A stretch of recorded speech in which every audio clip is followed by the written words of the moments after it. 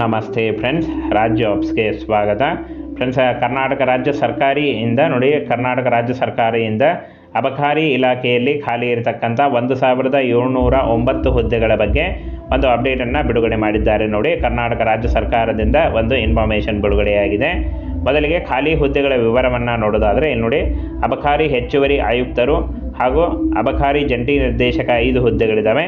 ಇನ್ನು ಅಬಕಾರಿ ಇಲ್ಲಿ ನೋಡಿ ಫ್ರೆಂಡ್ಸ್, ಉಪ ಆಯುಕ್ತ ಆಡಳಿತ 1 ಹುದ್ದೆ ಇದ್ದರೆ ಉಪ ಆಯುಕ್ತ 7 ಹುದ್ದೆ ಇದ್ದಾವೆ. ಅಬಕಾರಿ ಅಧಿಧೀಕ್ಷಕ 40 ಹುದ್ದೆಗಳಿದ್ದರೆ, ಹಾಗೆ ಉಪ ಅಧಿಧೀಕ್ಷಕ 38 ಹುದ್ದೆಗಳಿದ್ದಾವೆ. ಹಿರಿಯ ರಸಾಯನಶಾಸ್ತ್ರಜ್ಞ 1 ಹುದ್ದೆ ಇದ್ದರೆ, ಸಹಾಯಕ ಖಾತೆ ಅಧಿಕಾರಿ 2 ಹುದ್ದೆಗಳಿದ್ದಾವೆ. ಇನ್ನು ಕಿರಿಯ ರಾಸಾಯನಿಕ ಶಾಸ್ತ್ರಜ್ಞ 2 ಹುದ್ದೆ ಇದ್ದರೆ, ಲ್ಯಾಬ್ ಸಹಾಯಕ 2 ಹುದ್ದೆ ಇದ್ದಾವೆ.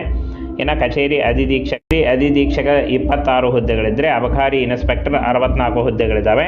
ಅಬಕಾರಿ ಸಬ್ ಇನ್ಸ್ಪೆಕ್ಟರ್ 306 ಹುದ್ದೆಗಳಿದ್ದರೆ, ಪ್ರಥಮ ದರ್ಜೆ ಸಹಾಯಕ 107 ಹುದ್ದೆಗಳಿದ್ದಾವೆ. ಸ್ಟೆನೋಗ್ರಾಫರ್ 31 ಹುದ್ದೆಗಳು, ದ್ವಿತೀಯ ದರ್ಜೆ ಸಹಾಯಕ 129 ಹುದ್ದೆಗಳಿದ್ದರೆ, ಬೆರಳಚ್ಚುಗಾರ 45 ಹುದ್ದೆಗಳಿದ್ದಾವೆ. ಹಾಗೆ ಅಬಕಾರಿ ಮುಖ್ಯ ಪೇದೆ 358 ಹುದ್ದೆಗಳಿದ್ದರೆ, ಅಬಕಾರಿ ಪೇದೆ 348 ಹುದ್ದೆಗಳಿದ್ದಾವೆ.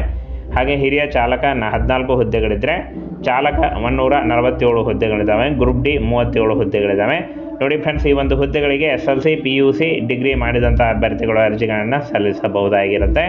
ಹಾಗೆಯೇ ಫ್ರೆಂಡ್ಸ್, ಈ ಒಂದು ಹುದ್ದೆಗಳಿಗೆ ಅರ್ಜಿ ಸಲ್ಲಿಸುವಂಥ ಅಭ್ಯರ್ಥಿಗಳಿಗೆ 18ರಿಂದ 30 ವರ್ಷದ ಒಳಗಿನವರು ಅರ್ಜಿಗಳನ್ನು ಸಲ್ಲಿಸಬಹುದು. ವಯೋಮಿತಿ ಸಡಿಲಿಕೆ ಕೂಡ ಇರುತ್ತೆ. OBC ಅಭ್ಯರ್ಥಿಗಳಿಗೆ 3 ವರ್ಷ ಮತ್ತು SC ST ಅಭ್ಯರ್ಥಿಗಳಿಗೆ 5 ವರ್ಷಗಳ ವಯೋಮಿತಿ ಸಡಿಲಿಕೆ ಕೂಡ ಇರುತ್ತೆ.